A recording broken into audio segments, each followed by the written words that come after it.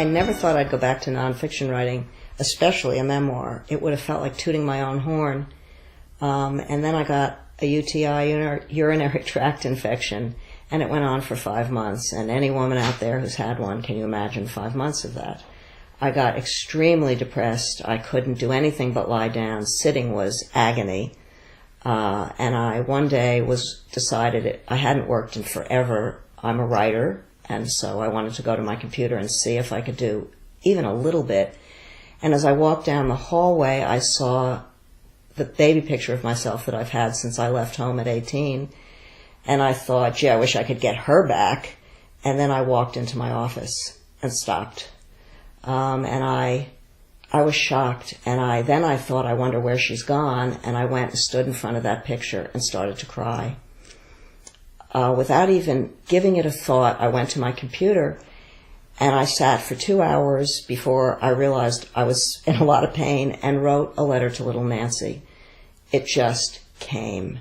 And by the time I finished that letter, I realized I had a book, that there was a book in this. Whether it would mean anything to anyone else, I had no idea. I then started to write the book, and I used parts of the letter to little Nancy in the front of each chapter. But each chapter, I just went chronologically from what I could remember when I was born. You know, I was about 4 when I remembered the most, all the way until the present time.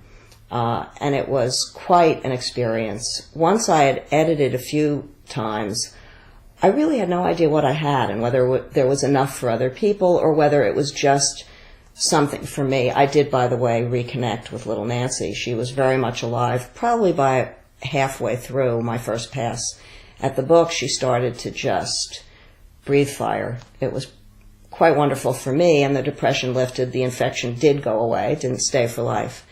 But I had no idea what to do with what I'd written, so I asked a couple of my friends if they'd be willing to read for me and tell me what I had, and edit as necessary if there was stuff that should be cut, to tell me, etc., because I was just too close to it.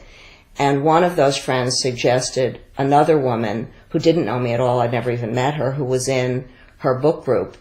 And those 3 women became my readers. And the experience I had with them, where they had memories, more than their editing for me, they had experiences that were really profound reading this book about their own lives. And we would sit and talk about them.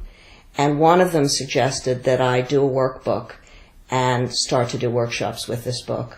And I've decided that that's what I'm going to do. And if not for them, I never would have gone in this direction. So it's been quite a ride.